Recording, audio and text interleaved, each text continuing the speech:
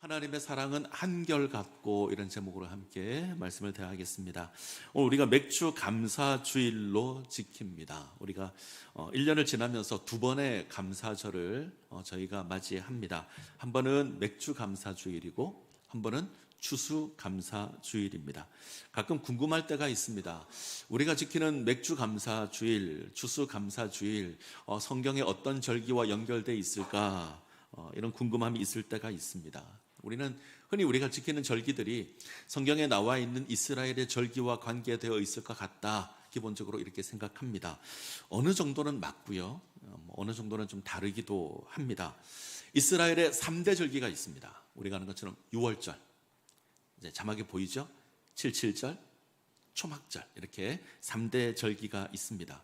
이 세 절기의 공통점이 있는데, 하나님께서 우리에게 베풀어 주신 구원의 역사를 기념하여서 하나님께 영광을 돌립니다. 또 하나는 추수와 관계되어 있습니다. 유월절 같은 경우는 이스라엘이 애굽에서 해방된 것을 기념하여서 지키는 절기입니다. 특별히 마지막 재앙에서 구원받은 것 기념하여서 유월절을 지킵니다. 이때 보리 추수가 시작됩니다. 자, 두 번째 77절, 오순절이라고도 하는데 6월절로부터 50일째 지키는 절기입니다. 이스라엘이 시내산에서 하나님의 율법을 받고 언약 맺은 것, 이것을 기념하여서 지키는 절기입니다.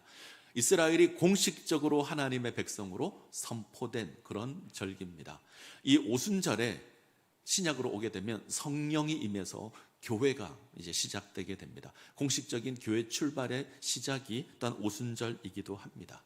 자, 이 77절 오순절에 또 다른 이름이 있는데, 맥추절입니다. 이때는 밀추수를 시작합니다. 자, 오해하지 않으셔야 돼요. 이게 맥추절, 그래서 맥자가 보리맥자일 거야, 그래서 아마 이때는 보리를 추수할 거야 생각할 수 있는데, 보리 추수는 이미 끝났습니다. 성경에서 맥추, 이 말은 처음 익은 이삭, 이것을 의미합니다. 그래서 밀의 이삭을 의미합니다. 자, 현수막에 있는 그림이 밀인지 보리인지 저는 잘 모르겠지만 마음속으로는 밀이라고 생각합니다. 밀추수와 맥추절이 관계되어 있다, 기억하시면 좋을 것 같고요. 자, 세 번째는 초막절입니다. 장막절이라고도 하는데, 이스라엘이 지냈던 광야 40년을 기념합니다. 그래서 초막절이 되면 이스라엘 백성들은 일주일 동안 광야로 가서 초막을 치고 생활을 합니다. 이 초막절에 또 다른 이름이 있는데 수장절입니다. 수장절은 가을 추수를 기념해서 지키는 절기입니다. 그래서 추수와 관련돼서 가장 큰 절기가 이 수장절입니다. 우리는 유월절과 고난주간 부활절을 연결하기를 좋아하고요, 맥추절과 맥추감사주의를 연결합니다. 그리고 아마 초막절, 이 수장절과 추수감사주의를 연결하려고 합니다. 어느 정도 관계는 있습니다. 그런데 맥추감사주일과 추수감사주일은 날짜가 정확히 맞지 않습니다. 적어도 한 달 이상의 차이가 납니다. 그래서 꼭 이때가 이때다라고 연결하지 않으셔도 괜찮을 것 같습니다. 대신 그 의미는 기억했으면 좋겠습니다. 구원과 관계되어 있고 추수와 관계되어 있다. 하나님께서 베풀어 주신 놀라운 구원의 은혜, 구속의 은혜를 기념하는 날이고, 하나님께서 우리에게 베풀어 주신 것들을 인해서 감사하는 날이다, 이렇게 이해하면 좋을 것 같습니다. 자, 이런 의미에서 103편이 의미가 있습니다. 시인은 하나님께서 베푸신 그 은혜를 기억하며 하나님을 찬양하라 고백합니다. 자, 1절과 2절을 한번 보죠. 1절과 2절 같이 읽습니다. 내 영혼아 여호와를 송축하라. 내 속에 있는 것들아 다 그의 거룩한 이름을 송축하라. 내 영혼아 여호와를 송축하며 그의 모든 은택을 잊지 말지어다. 하나님을 송축하라, 이 고백이 계속 반복됩니다. 특별히 하나님께서 베푸신 모든 은택을 기억하며 하나님을 송축하라, 하나님의 은혜를 기억하며 하나님을 찬양하라, 이 말입니다. 그러면 하나님께서 우리에게 베푸신 은혜가 무엇일까? 3절 4절에 나옵니다. 자, 3절 4절을 같이 한번 보죠. 3절에서 5절까지를 보겠습니다. 같이 읽습니다. 그가 내 모든 죄악을 사하시며 내 모든 병을 고치시며 내 생명을 파멸해서 속량하시고 인자와 긍휼로 관을 씌우시며 좋은 것으로 내 소원을 만족하게 하사 내 청춘을 독수리같이 새롭게 하시는도다. 하나님께서 우리에게 베푸신 은혜가 무엇입니까? 우리의 죄를 사하셨습니다. 우리를 고치셨습니다. 우리를 속량하셨고 관을 씌우시고 우리를 만족하게 하시고 우리를 새롭게 하십니다. 이걸 두 가지로 정리할 수 있습니다. 하나는 모든 죄에서 우리를 구원하셨습니다. 우리를 죄에서 구원하시는 그 은혜를 우리가 기억해야 합니다. 하나님께서 우리의 모든 죄를 사하셨습니다. 죄로 말미암은 병에서 고치셨고 우리 생명을 판멸해서 속량하셨습니다. 이게 죄에서 구원하심으로 우리가 누리는 은혜입니다. 이 은혜를 기억하셔야 합니다. 근데 우리는 너무 쉽게 이 죄사함의 은혜를 잊는 것 같습니다. 우리는 구원받았다 고백하지만 이것을 죄사함과 잘 연결시키지 않을 때가 있습니다. 우리 구원은 죄에서 구원받은 겁니다. 모든 인생은 죄로 말미암아 하나님의 영광에 이르지 못했습니다. 하나님을 섬기지 않는 경건하지 않음, 하나님을 거역하는 불의, 이것으로 하나님의 진노 아래 있던 것이 우리 인생입니다. 죄로 말미암아 눈이 가려진 우리는 하나님의 영광을 보지 못합니다. 하나님을 알지 못합니다. 하나님을 섬기지 못하고 엉뚱한 것을 섬겼습니다. 나아가 우리 마음에 하나님이 없었습니다. 하나님이 원하는 것을 할 수 없죠. 불법을 행합니다. 이 모든 게 죄로 말미암아 주어진 겁니다. 근데 하나님께서 죄의 문제를 해결하셨습니다. 하나님과의 관계를 회복하셨고 하나님 알게 하셨고 하나님 예배하게 하셨습니다. 이게 우리가 누리는 구원입니다. 그래서 잊지 않으셔야 합니다. 우리가 죄사함의 은혜를 받았습니다.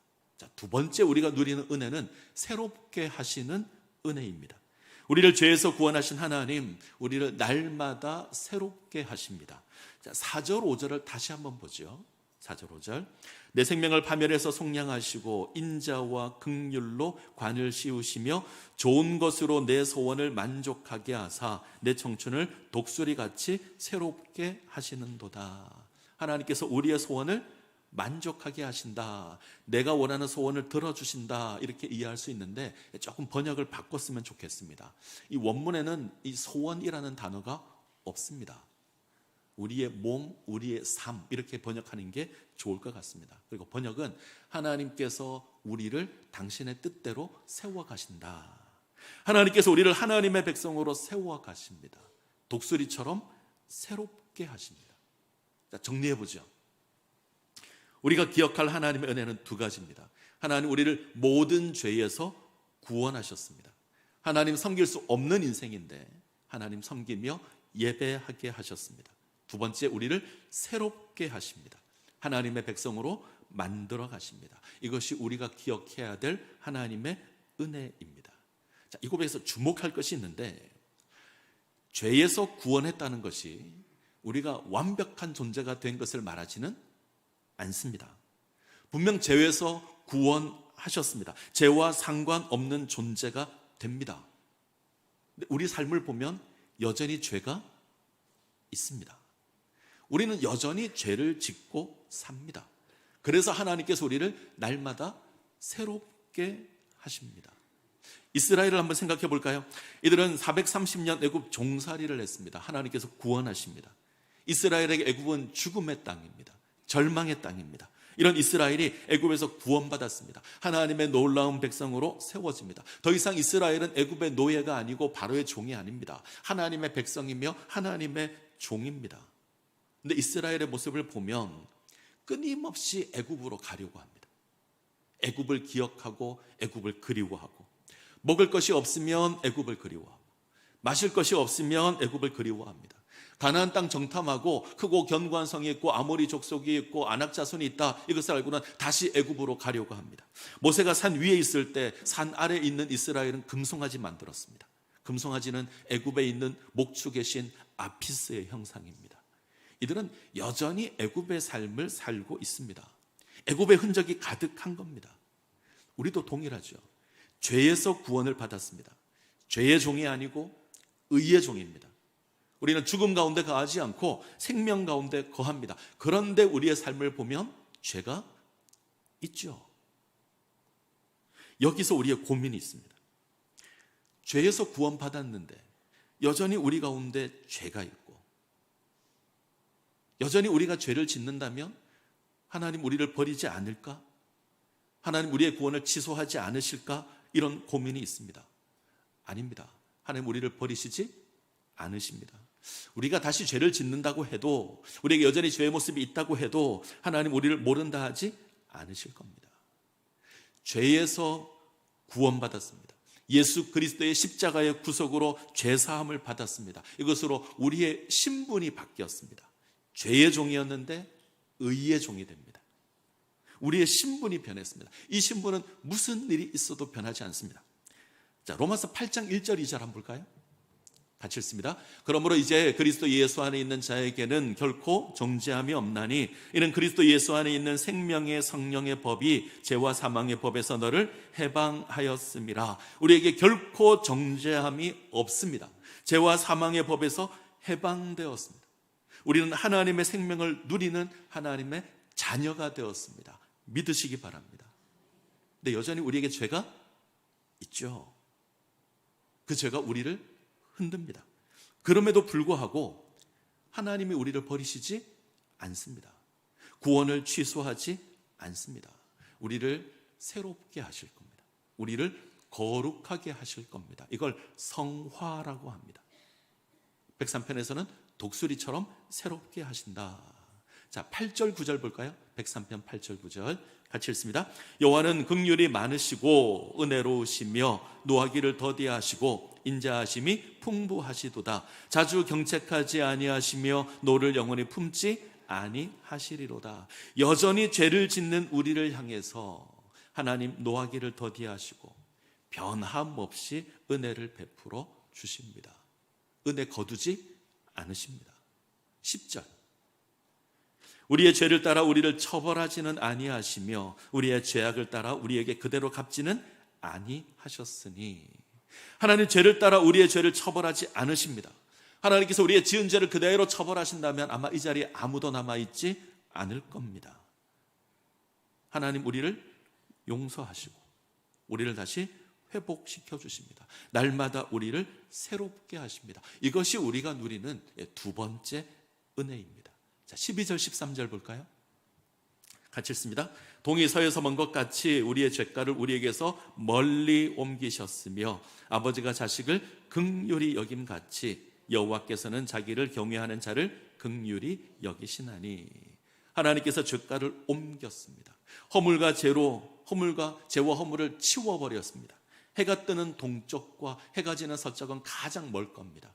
하나님 이처럼 치워버렸습니다. 다시 찾지 않으실 겁니다. 동시에 우리의 나약함을 날마다 새롭게 하실 겁니다.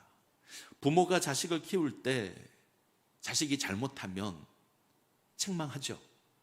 혼을 낼 수 있습니다. 근데 버릴까요? 버렸다면 우리가 우리 자녀들 버린다면 큰일 날 겁니다. 우리는 어떻게 하죠?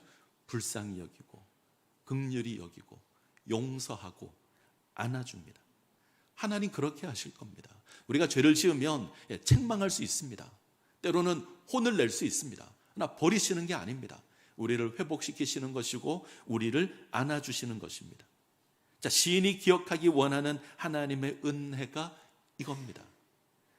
자, 맥주 감사주일을 맞이하면서 이 은혜를 기억하셨으면 좋겠습니다.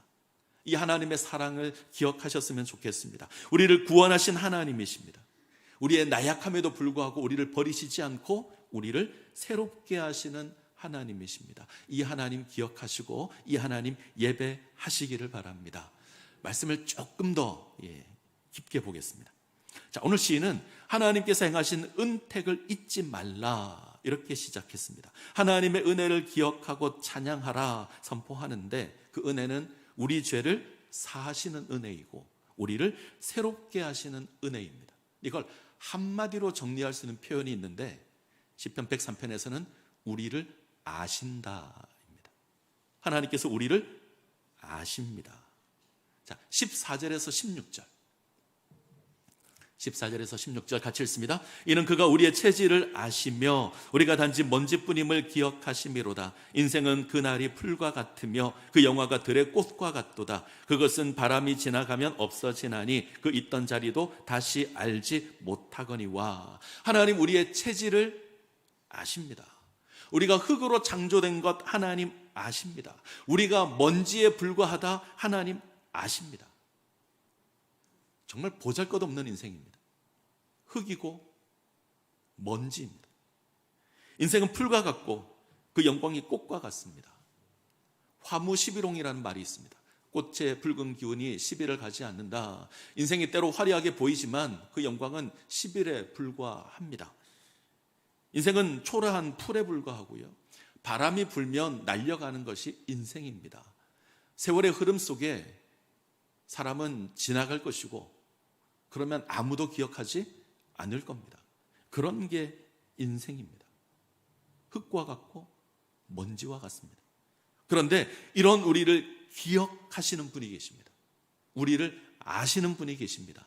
하나님이십니다.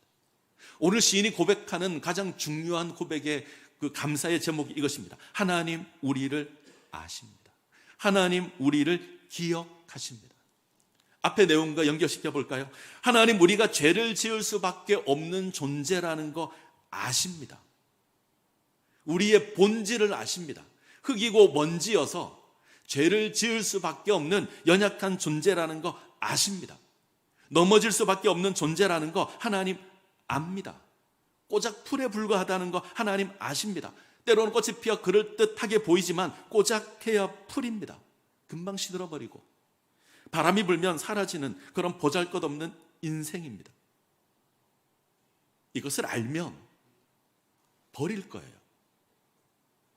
보잘것없다는 거 알고 흙이고 먼지라는 거 알면 버릴 겁니다. 근데 하나님은 그것을 버림의 이유로 삼지 않고 사랑의 이유로 삼으셨습니다. 아시는 하나님께서 우리에게 은혜를 베푸십니다. 우리가 넘어지는 존재라는 것을 알고 긍휼히 여기시고 사랑하셔서 은혜를 베푸십니다. 자, 17절 같이 읽습니다. 여호와의 인자하심은 자기를 경외하는 자에게 영원부터 영원까지 이르며 그 여인은 자손의 자손에게 이르리니. 우리를 긍휼히 여기시는 하나님의 인자하심이 영원합니다. 우리를 향한 하나님의 사랑이 변함이 없습니다. 유진 피터스는 이렇게 번역했습니다. 제가 읽겠습니다. 그러나 하나님의 사랑은 한결같고 그분을 경외하는 모든 이들 곁에 영원히 머무른다. 하나님의 사랑이 한결같습니다. 하나님의 사랑이 변하지 않습니다. 우리를 불쌍히 여기시는, 우리를 긍휼히 여기시는 그 사랑이 변하지 않습니다. 하나님 우리가 먼지라는 거 아십니다. 보잘것 없다는 거 아십니다. 근데 그걸 버림의 이유로 삼지 않았습니다. 사랑의 이유로 삼으셨습니다. 불쌍히 여기시고 긍휼히 여기십니다. 이게 먼지에 불과한 인생이어서 툭 하면 불평하고요, 툭 하면 원망합니다. 죄를 짓습니다. 애굽 그리워하고 애굽 찾습니다. 그럴 수밖에 없는 존재라는 거 하나님 아십니다. 우리의 본질을 아십니다. 그런데 버리지 않는다. 버리지 않고 도리어 사랑하십니다. 버림의 이유가 아니라 우리의 나약함이 사랑의 이유가 됩니다. 그 사랑 바꾸지 않으시고 끝까지 사랑하십니다. 동이 서에서 먼 것처럼 우리의 죄를 옮기시고 우리를 하나님의 백성으로 세워가십니다. 날마다 새롭게 하십니다. 독수리 새롭게 되는 것처럼 독수리처럼 우리를 새롭게 세워가십니다. 저는 오늘 우리가 이 하나님 기억할 수 있기를 원합니다. 우리가 먼지에 불과하다는 것을 아시는 하나님, 그럼에도 불구하고 그 사랑 변하지 않으며 우리를 사랑하시는 하나님, 우리는 이 하나님을 기억해야 합니다. 그리고 이 하나님을 찬양해야 합니다. 가끔 우리 마음속에 스멀스멀 올라오는 감정이 하나 있는데, 의심이 하나 있습니다. 온 우주에서 작은 먼지 같은 나를 하나님 정말 아실까? 하나님 정말 나를 아실까? 하나님 나를 기억하실까? 가끔 이런 생각이 들 때가 있습니다. 힘들 때, 어려울 때, 고난 가운데 있을 때 아마 우리는 이런 생각을 할 겁니다. 요즘 제가 기억력이 깜빡깜빡합니다. 어른들 앞에서 정말 죄송한데 가끔 그럴 때가 있습니다. 특별히 사람 이름이 잘 기억이 안 납니다. 외국 사람이면 더 기억이 안 나고 요즘은 우리나라 사람도 깜빡깜빡합니다. 제가 고양시에 있는 교회에서 부목사로 7년 정도, 좀 더 길게는 9년 정도 사역을 했는데, 제게는 고향 같은 곳이 그 교회입니다. 제가 모셨던 목사님께서 이제 몇 년 전에 원로가 되셨어요. 그래서 이제 원로로 추대받으시고 이제 추대 예배를 드립니다. 제가 그 예배 초청을 받아 갔고, 모든 부교육자들을 대표해서 제가 꽃다발도 전달해 드렸습니다. 예배를 마쳤는데 어떤 한 여집사님이 제게 다가오는 거예요. 보니까 제가 당연히 제가 거의 한 7년 이상 사역을 했으니까 알죠. 그래서 반가운 마음에 집사님 이렇게 인사를 했습니다. 근데 이분이 대뜸 제게, 목사님 제 이름 알아요? 그러시더라고요. 목사님 제 이름 알아요? 근데 뜨끔했습니다. 기억이 안 나는 거예요. 아무리 생각해도 기억이 안 납니다. 이분이 어디 사는지도 알고, 이분의 자녀가, 가족이 어떻게 되는지도 알고, 남편이 뭘 하는지도 알고, 자녀의 꿈이 뭔지도 압니다. 다 압니다. 그런데 이름이 생각이 안 나는 거예요. 그때 이 집사님의 그 실망한 얼굴을 제가 잊을 수가 없습니다. 제가 집을 와서 그 예전교회 요람을 펼쳐서 기억고 이름을 확인하고, 지금은 기억하고 있습니다. 만나면 얘기해 주려고 기억하고 있습니다. 자, 우리는 있습니다. 시간이 지나면 있습니다. 안 잊으려고 해도 어쩌면 잊게 될 겁니다. 그런데 하나님은 아닙니다. 하나님 우리를 기억하십니다. 우리는 먼지 같은 존재지만 하나님 기억하십니다. 그리고 사랑 베풀기를 멈추지 않으십니다. 한결같이 변함없이 우리를 사랑하십니다. 이 하나님 기억하시고 이 하나님 찬양하시기를 간절히 소원합니다. 자, 1절에서 2절을 한번 볼까요? 1절에서 2절 같이 읽습니다. 내 영혼아 여호와를 송축하라. 내 속에 있는 것들아 다 그의 거룩한 이름을 송축하라. 내 영혼아 여호와를 송축하며 그의 모든 은택을 잊지 말지어다. 하나님을 송축하며 하나님의 은택 기억하라. 근데 1절에서 주목해야 될 표현이 하나 있습니다. 내 속에 있는 것들아 다 그의 거룩한 이름을 송축하라. 내 속에 있는 것, 이 뭘까요? 내 속에 있는 것. 학자들은 맨 앞에 있는 영혼이 아닐까. 그래서 내 영혼아 여호와를 송축하라, 이것을 이렇게 고백하지 않았을까 이해합니다. 그런데 원문을 보면 의미가 조금 다릅니다. 히브리어로 콜 크라바이 이렇게 읽는데 우리 속에 있는 내장을 의미하는 거예요. 오장육부 내장을 의미합니다. 히브리 사람들은 독특한 이해가 있는데 우리 몸속에 있는 이 내장 기관과 우리의 감정을 연결시켰습니다. 심장은 의지를 말합니다.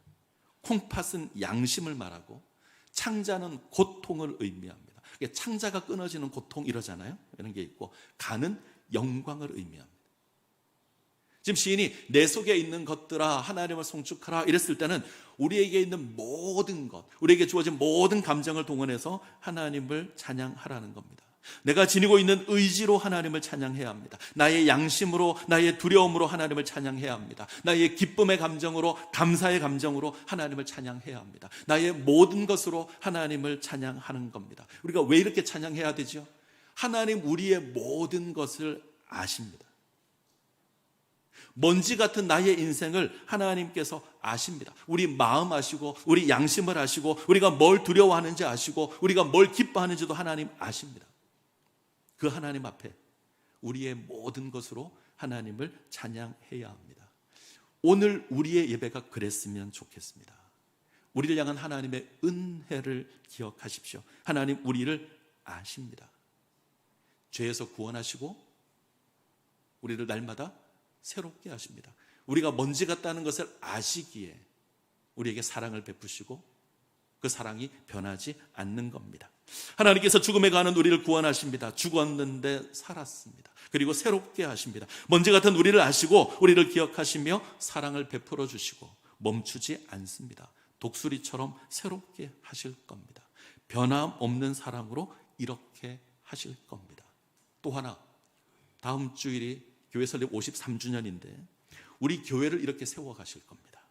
하나님께서 창신동에 창신제일교회를 세워주셨고 변함없는 그 사랑으로 우리를 붙들어 주시고 우리를 인도해 가실 겁니다. 어쩌면 작은 먼지 같잖아요. 어쩌면 보잘것없는 것이 우리의 모습일 겁니다. 근데 하나님 우리 교회를 아십니다. 교회만 아실까요? 우리 교회 속에 있는 한 사람 한 사람 하나님 다 아십니다. 그리고 우리를 세워 가실 겁니다. 새롭게 하실 것이고 독수리처럼 새롭게 하실 겁니다. 이 하나님 기억하시고 감사하시기를 바랍니다. 그 감사하심으로 다음 주 예배를 사모하셨으면 좋겠습니다. 말씀을 맺습니다. 맥주 감사 주일입니다.